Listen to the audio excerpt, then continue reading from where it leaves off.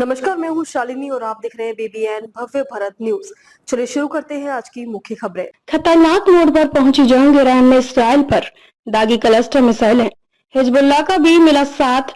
देखें ताजी update. Israel और ईरान के बीच जंग खतरनाक मोड़ ले चुकी है। इसराइल ने ईरान के परमाणु ठिकानों पर बमबारी की, जिसमें अराक, नंताज और खोंडब हैवी वाटर रिसर्च साइट के इलाके शामिल थे। ईरान ने इसराइल पर जवाबी कार्रवाई में मिसाइलें दागी। ईरान का कहना है कि उसने अभी अपनी 30% सैन्य ताकत का ही इस्तेमाल किया है। यूएनएससी इस तनाव पर चर्चा के लिए फिर इकट्ठा होगा। इसराइल और ईरान के बीच छिड़ी जंग ने अब और खतरनाक मोड़ ले लिया है। 8 दिन पहले शुरू हुए इस संघर्ष में दोनों मुल्क एक दूसरे पर भारी हमले कर रहे थे। गुरुवार की रात इसराइल ने ईरान के परमाणु ठिकाना पर बमबारी की, जिसमें अराक, नंताज और खोंडब हैवी वाटर रिसर्च साइट के आसपास के इलाके निशाना बने। इसके बाद ईरान ने भी जवाबी हमला किया। इजरायली सेना ने गुरुवार को बताया कि ईरान कम से कम एक ऐसी मिसाइल दागी जिसमें छोटे छोटे बम क्लस्टर मिसाइलें थे, जिनका मकसद नागरिकों को ज्यादा नुकसान पहुंचाना था। यह इस जंग में क्लस्टर मिसाइल के पहले इस्तेमाल का दावा है। नागरिक इलाकों में फटे बम। इजरायली सेना के अधिकारियों ने इस बारे में और कोई जानकारी नहीं दी।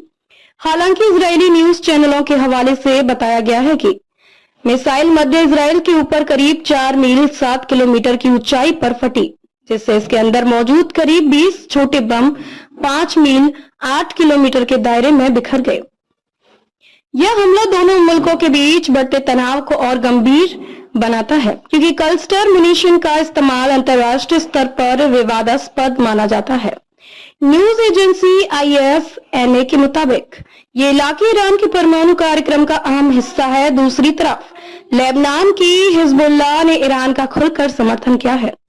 हिजबुल्लाह के उपनेता शेख नईम कासिम ने इजराइल और अमेरिका को ललकारते हुए कहा कि ईरान का परमाणु कार्यक्रम शांतिपूर्ण है और इसका मकसद राष्ट्रीय विकास है। द जेरूसलम पोस्ट के हवाले से उनकी स्पीच में कहा गया, ईरान के खिलाफ वैश्विक विरोध उसकी परमाणु महत्वाकांक्षाओं की वजह से नहीं, बल्कि उसके विश्वास, ज्ञान और आजादी के रुख की वजह से है, जो मजलूमों को ताकत देता है। संयुक्त राष्ट्र में आपात बैठक पिछले शुक्रवार को इजराइल के हमले के बाद संयुक्त राष्ट्र सुरक्षा परिषद यूएनएससी की आपात बैठक हुई थी। अब ईरान ने रूस, चीन और पाकिस्तान के समर्थन से एक और बैठक की मांग की है। यूएनएससी आज फिर इस तनाव पर चर्चा के लिए इकट्ठा होगा।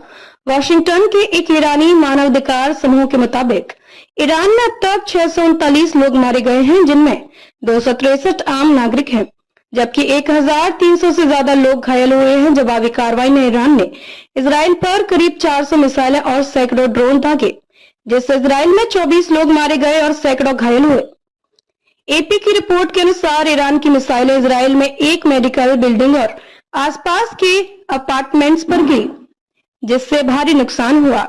ईरान के आईआरजीसी कमांडर मोहसिन रजई ने कहा कि नंताज, हसवान, खंदाब और अराक जैसे परमाणु ठिकानों की सामग्री को हमलों से पहले सुरक्षित जगहों पर पहुंचा दिया गया था। तो अभी तक के लिए इतना ही। मैं शालिनी आपसे विदा लेती हूँ। अगली खबर में फिर मुलाकात होगी एक और खास खबर के साथ। तब तक के लिए बने रहिए बीबीएन भव्य भारत न्यूज के साथ। नमस्कार।